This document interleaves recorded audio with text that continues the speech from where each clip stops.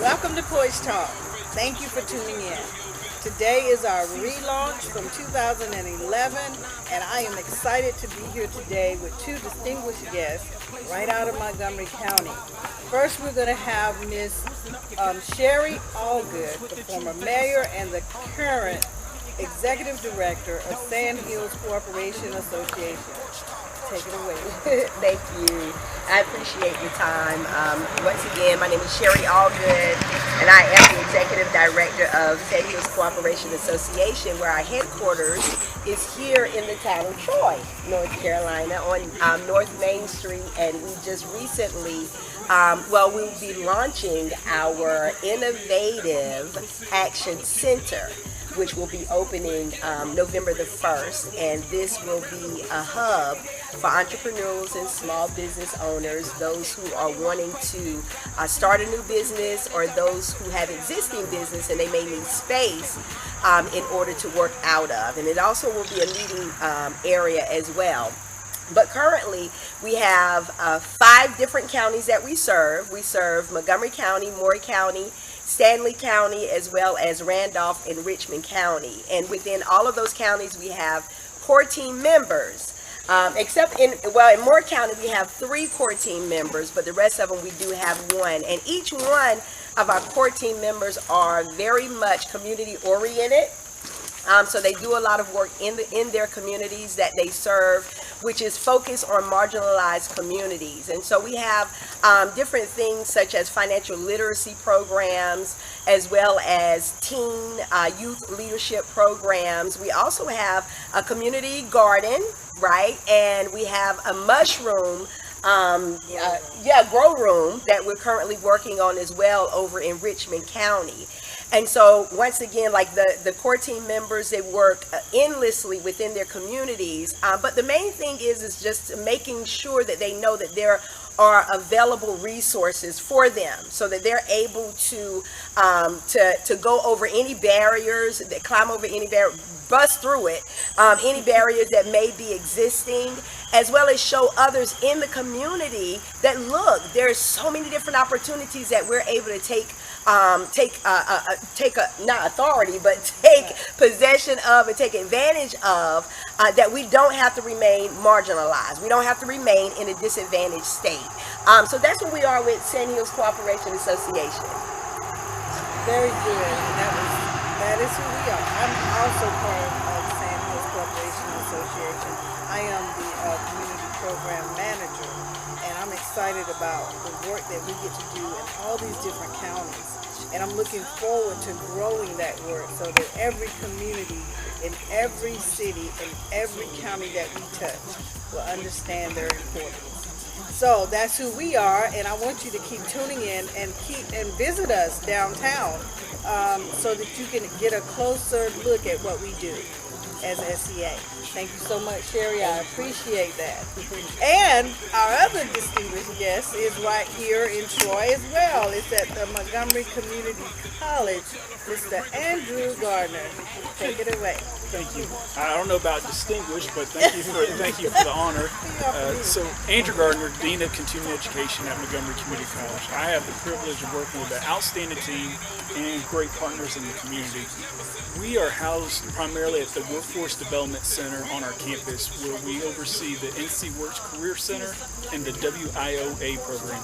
That stands for Workforce Innovation Opportunity Act. And what we do is we help empower people through financial support and mentorship to get them into educational programs, help them with employment opportunities.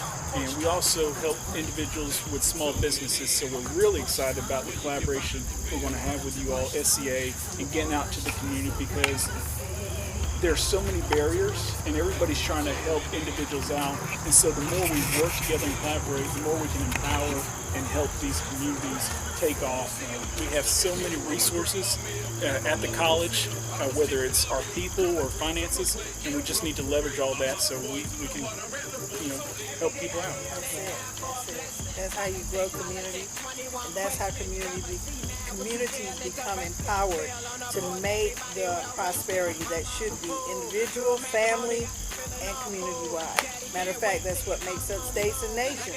So let's do it. Thank you guys for coming today. We really appreciate you. Really appreciate having you. I appreciate it, and I know this will be the first of many. Okay, so let's all say, welcome to Porch Talk. Welcome to Porch Talk, and thank you for tuning in. Today we are still in Montgomery County, and this time we coming to you by way of community. So I have with me today as my beautiful guest, Miss Janie Vincent, who is the core team member of Sand Hills Cooperation Association, and she does her community work in Montgomery County. Welcome, Janie. How are you? I'm fine, thank you, Cindy. How everybody? So let's tell us a little bit about yourself, how you come to be a part of SCA, and what you endeavor to do for your community. Well, first of all, my name is Janie Miller Vincent. I am a member of SCA, which is Sand Hills Cooperation Association. I came by this by way of God. There was a door that was open. I retired in March of this year. And after my retirement, I thought I was just going to be able to sit back for a little while and just, do nothing. But it didn't happen that way. A door was open for me, and SCA was that door. And in that, I had a vision some years ago about my community as far as a feeding program, and really it was based in my heart and in my mind as coming out of the church. So the name of my initiative is Opening the Doors of the Church for the Community, and it's a feeding program, doing plate lunches to feed anybody, not just seniors but anybody, because we know that there's a need for feeding for adults, older adults, children, middle age, anybody, regardless of race, creed, color, sex, or national origin. But being in a community, I look back at my community as growing up in the Mount Gilead community, and now that I am 62 years old, I thank the Lord because I am able to look back and actually be able to help to do something and to give back to my community of the Mount Gilead, not only the Mount Gilead community, but God has broadened my spectrum to Biscoe community, the Weavertown community of Biscoe, to Brutonville, Peabody, and thank God for Covington Missionary Baptist Church, who just jumped right aboard through with Pastor Bennett and Miss Troublefield. They jumped right in. Pastor Allgood and co-pastor Allgood, they jumped right in, and the ones over in the Biscoe, Weavertown community, and also Miss Navon Moore over in the Brutonville community, and I thank the Lord for them. And with the help of God, we're going to make this a success in feeding. Our initial feeding will be November the 7th at 3 o'clock p.m. out of the Highland Community Center right there in Mount Gilead, North Carolina.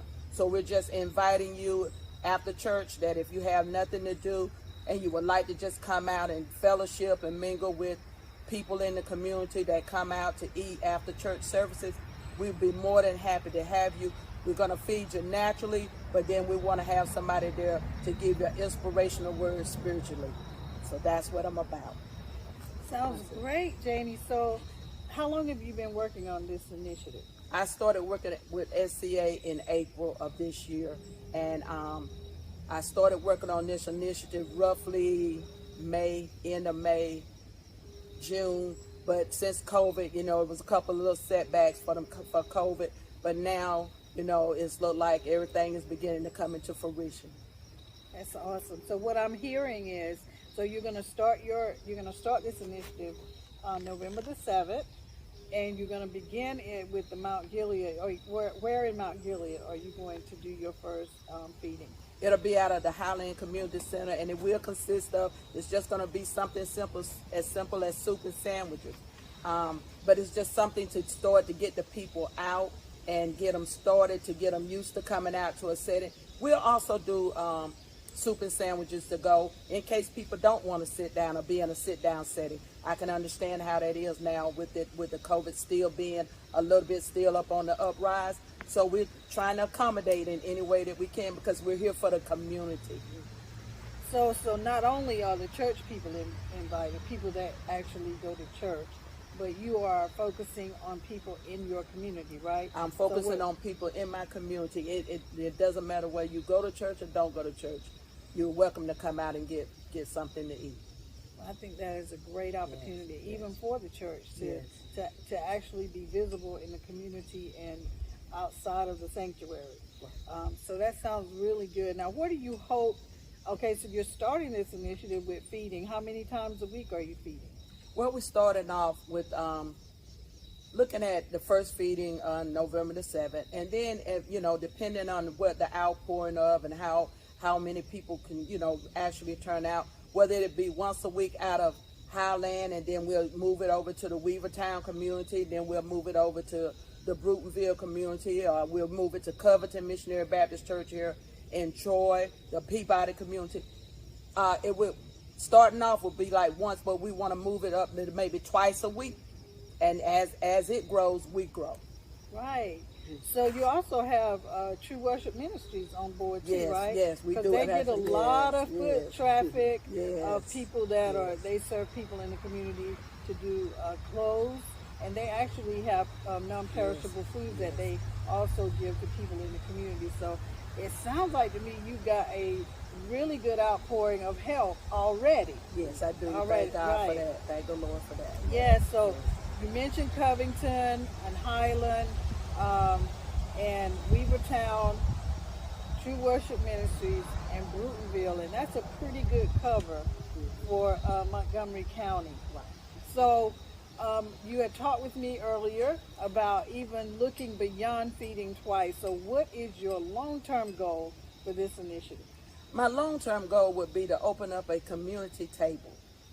That is my long-term goal. I'm looking at community tables because as I look in Stanley County has a community table right there in Albemarle, and they also have one that I know of and I work out of at least 4 times out of the year in Norwood.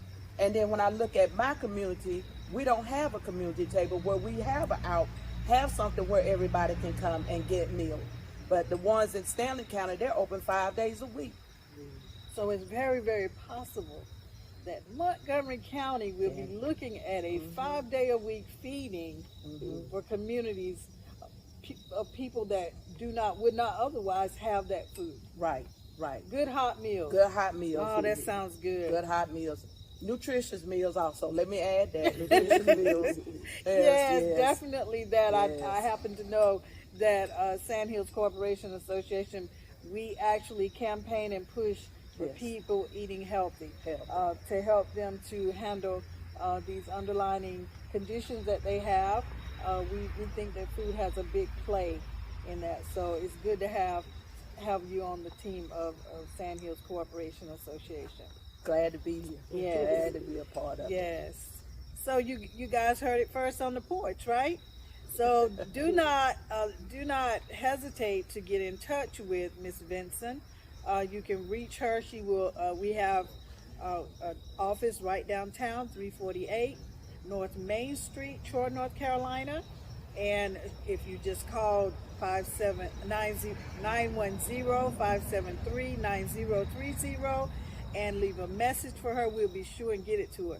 She's looking for the help in the community. You can't build a community by yourself, and she's not trying to do it by herself, people. So if you have a heart for the work that she is presenting in this community, please reach out and let her know you're there. Okay? Yes, Sounds please great. do. Please do. Please do. I am soliciting for volunteers. I am really soliciting for volunteers, people that would come out and even help to cook, help to pack up meals, to move them to Peabody community, to the Weaver community, and the Brutonville community. So I'm looking for some drivers also, volunteer drivers. So if you're interested, if this seems like it would be something that you would be interested in doing, if the Lord even lays it upon your heart to be a part of it, please contact us at Sand Hills Cooperation Association. Please, please, please. Thank you. So, Janie, I'm sure somebody's probably thinking right about now, well, where she get the money to do all of that? So how are you funded so far? So far, I am funded through Sand Hills Cooperation Association. That too within itself is a blessing. But we will take donations. If any churches would like to donate any amount towards the feeding, towards the purchase of the food, we're more than happy, willing, and able to take it. We would appreciate it. We would love to have as many churches as it is right in the Mount Gilead area, period. If you would just donate, if you could see it in your heart to donate $50 or $100 and donate your time and your effort, we as a community, we will begin to move and evolve into a much bigger thing. But we have to learn to work together, to come together, to reason together, to just sit down and work together to get it done. It's not a one-man band, it's all of us working together. That sounds good. Sounds good. So that sounded like a call to action. Sounded like a call to action to me. So you can't say that you haven't been invited. So now that you have the invitation to work in your community, I am sure that though this dream was voiced by Janie, I am sure there's many others out there who would love to be a part of what she's doing and may even have some initiatives of your own. So as last week we talked to Miss Sherry Allgood, who is the executive director of Sand Hills Corporation Association. So I want to I ask her to come again so that she can continue to explain who we are and how the community can benefit from our presence here and what our core team members are doing in these counties. So help me welcome Miss Sherry Allgood. Thank you. Sherry Allgood once again. Glad to be here again this Wednesday. I'm gonna wear her out. We're still doing what we do. We have this wonderful core team member here in Montgomery County, and we have others that also serve with us. One out of Stanley County, we have 3 in Moore County, and we also have 1 in Randolph County and 1 in Richmond County.